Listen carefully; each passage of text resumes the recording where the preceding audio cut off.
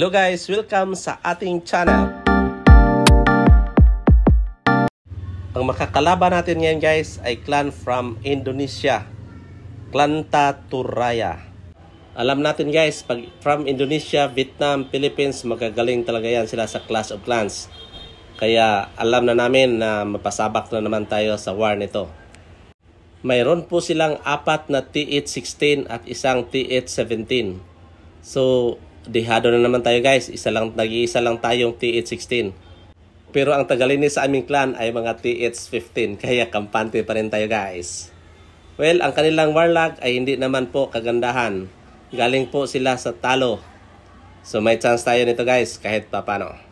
Kung i-compare natin ang kanilang warlag sa ating clan guys, mas hamak naman na magaganda ang ating warlag. Ayun oh, green. At sana madagdagan pa yan guys bukas. I-check ko muna guys, baka naman rush ang kanilang TH, pero hindi, max na lahat, pati ang kanilang walls. So, malamang, pati yung number 2 nila guys, na mamahirapan tayo nito guys, maglinis bukas. TH17, medyo rush, pero pag yan umatak, tapos naka-boast ang mga troops at heroes, siyempre, kakainin lang ang TH16 kung magaling umatak guys. So, araw na nga ng war guys. 18-19, maaga pa, 22 hours to go. So 18-19 pa, tabla pa tayo guys. Dito makikita natin guys, tinambakan na kami 36-54 at binanatan ang number 3. Ang number 3 din namin. TH17 ang umatak sa TH15 namin guys, so kayang-kaya yan. So dahil gabi at wala na tayong trabaho, kailangan na nating atakin ang kanilang number 1 kasi during sa trabaho sa araw hindi tayo makakonsentrate. Scout muna natin guys kung saan tayo mag-drop ng magandang pwesto sa ating Archer Queen. Drop ko dito sa right, doon tapos sa top. Para kung makuha ko yung dalawang air defenses niya, pati yung kanyang air sweeper para doble ang atake. Yan, tingnan natin guys. So, una kong ilapag dyan is ang ating Archer Queen. Nandyan, dito sa right side. Yan na. Tapos, linis ko muna ang dalawang buildings kasi parang hindi straight. Baka liliko ang ating giant arrow. Yan. Pero hindi nakuha ang kanyang air sweeper.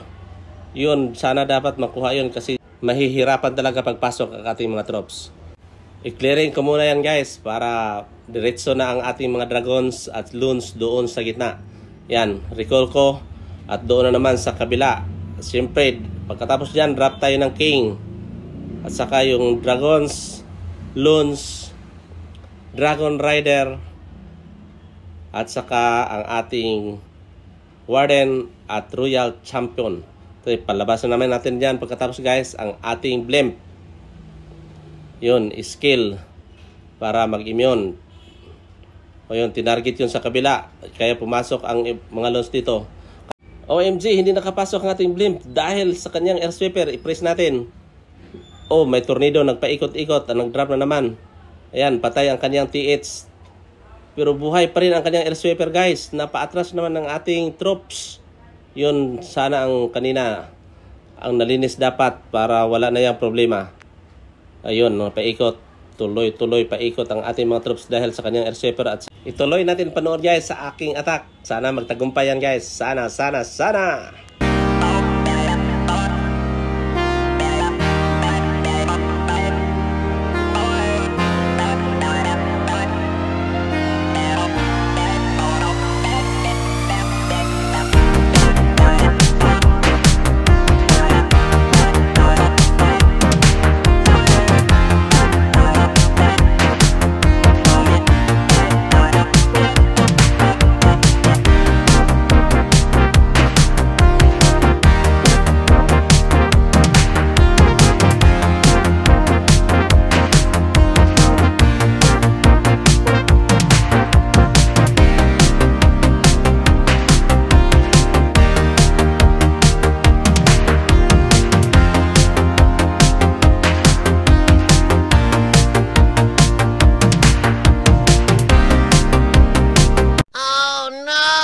Kinapos tayo guys, 96% lang ang kinaya.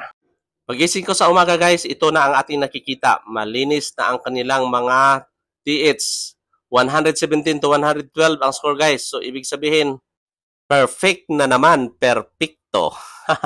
Ayan o, sa akin 1 stars, number 2, number 3, hindi pa rin nalinis. Pero alam ko guys, mayroon pa silang attack, kaya check natin ang kanilang remaining attacks. Ayan, yung number 1 nila mayroon pa, dalawa. Number 4, dalawa. Number 3, isa. So may chance pa sila guys, pero medyo mahirap. Ito guys, panoorin natin ang attack ng ating number 3 sa kanilang number 2, which is Max T816. Gamit lang po ng ating number 3 ay ground troops. Sa ganyang mga layout guys, ang magandang gawin talaga dyan is i-attack natin ang Golem Witches kasi open lang po ang kanyang layout.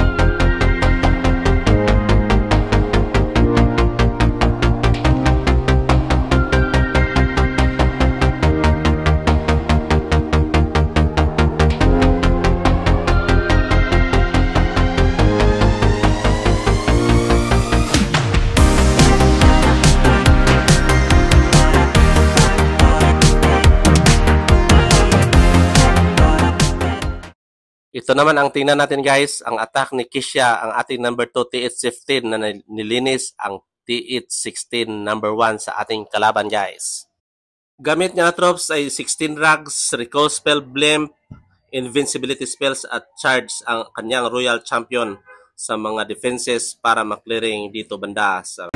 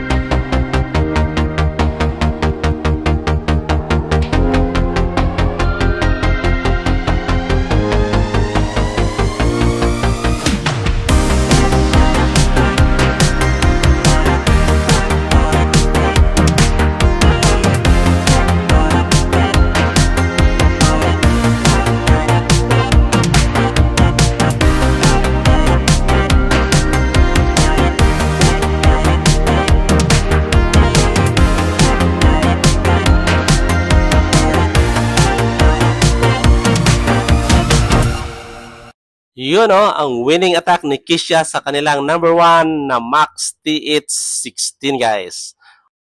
Sa mga time na ito guys, hindi na talaga umatak ang kanilang number 1. Ang kanilang TH16 may 2 remaining attacks pa guys. Inattack ko rin ang number 1 guys gamit ang aking pangalawang account na si Sander. No bearing attack na ito guys kasi sure win na tayo kaya let's just enjoy sa ating attack using my second account na TH15 sa kanilang number 1 na Allmax TH16 pero malinis na yan guys. So let's watch this.